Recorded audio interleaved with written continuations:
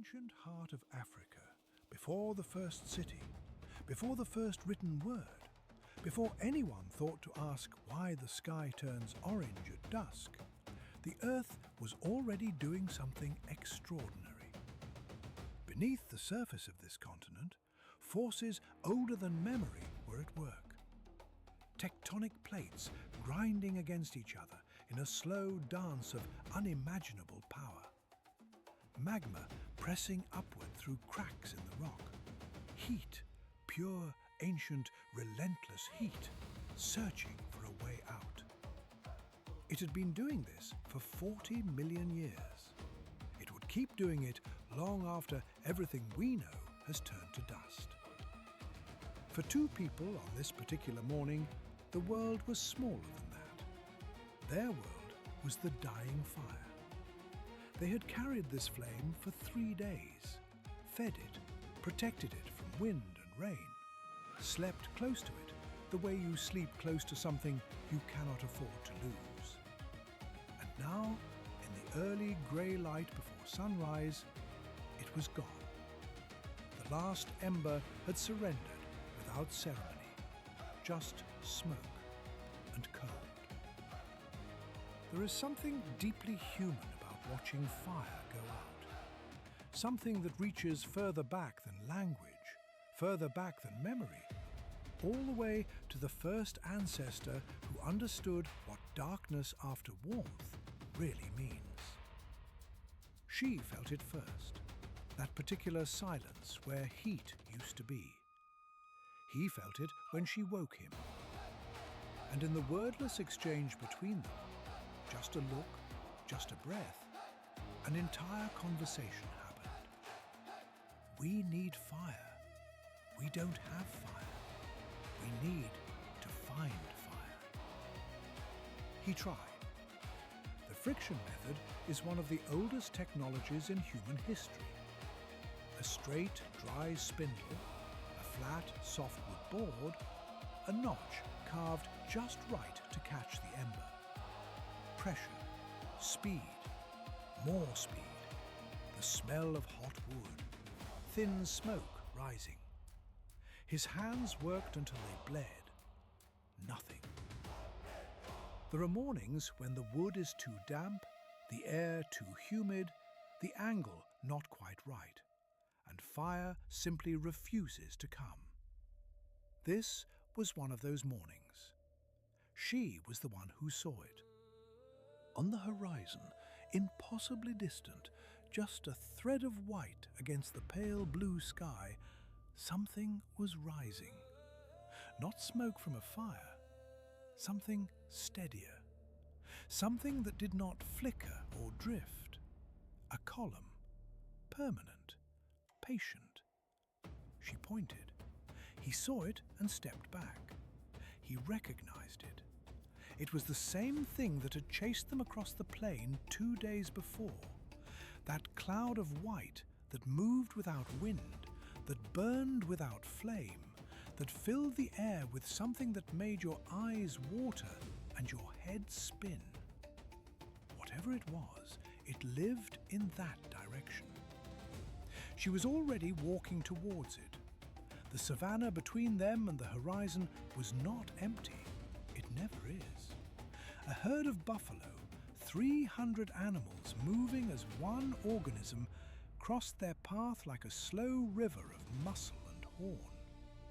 They pressed themselves flat into the grass and let the thunder pass over them. The ground shook. The dust was suffocating. The hooves came close enough to feel the air move. And then it was quiet again. They stood up, looked at each other, and kept walking. Because when you have no fire, and there is something on the horizon that might be fire, you keep walking. The landscape changed before they arrived. The grass thinned. The soil darkened, turning from red-brown to almost black, laced with pale mineral deposits the colour of old bone. Cracks appeared in the earth, thin at first, then wider, and from the deepest ones, wisps of steam curled upward like the breath of something sleeping underground. She crouched over one of these cracks and held her hand above it. Warm. The earth itself was warm. They smelled it before they saw it. Sulfur. Minerals. Something ancient and chemical that had no name in any vocabulary they possessed. It stung the eyes slightly, made the back of the throat tighten. And then they heard it. A deep, rhythmic exhalation, like the breath of something vast, regular as a heartbeat, building, building, building, and then releasing in a roar that split the air. They came over the ridge and stopped. Below them, rising from a cone of pale orange mineral deposits, a column of steam and superheated water launched itself 40 meters into the sky. The sound was not like anything either of them had ever heard. It was not fire, it was not an animal, it was not the river, it was not the wind. It was the earth itself, breathing out. Every few minutes, without fail, it happened again. Build, pressure, release. The ground shaking slightly underfoot, the air thick with vapor, the steam column catching the morning light and turning it white and gold.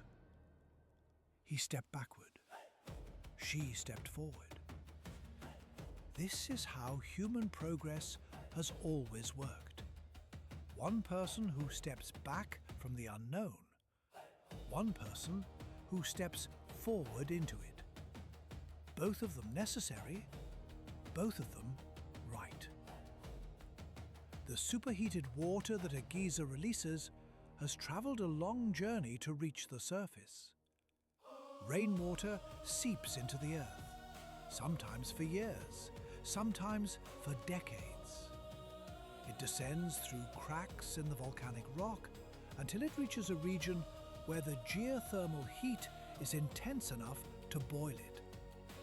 The pressure builds.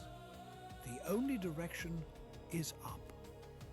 And when it finally reaches the surface, it comes out changed, mineral-rich, scalding, furious with stored energy. For hundreds of thousands of years, this particular geyser had been performing this cycle for no audience at all. Today, for the first time, someone was watching. She discovered the clay by accident, a yellow-orange mineral deposit at the edge of a natural hot spring pool.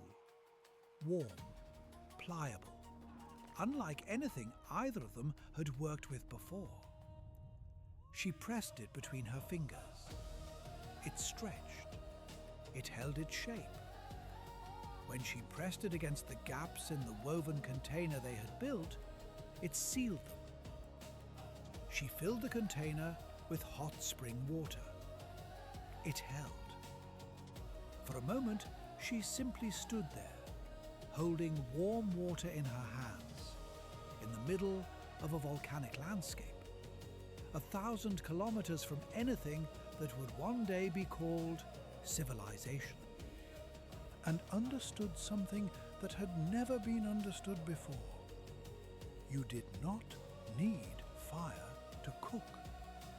The earth would cook for you if you knew how to ask. What followed was not fast. Nothing real ever is. Stone by stone, they built the channel. A primitive aqueduct, crude by any later standard, but built with an intelligence that required no blueprint, no education, no language more complex than observation and trial and error. She designed it. He carried the weight of it. She sealed the gaps with mineral clay. He moved the obstacles. The cobra that lived in the rock formations near the geyser was not driven away. It was accommodated. Its territory was mapped, each burrow noted, each path avoided. The channel route was adjusted to leave its world intact. The cobra did not know what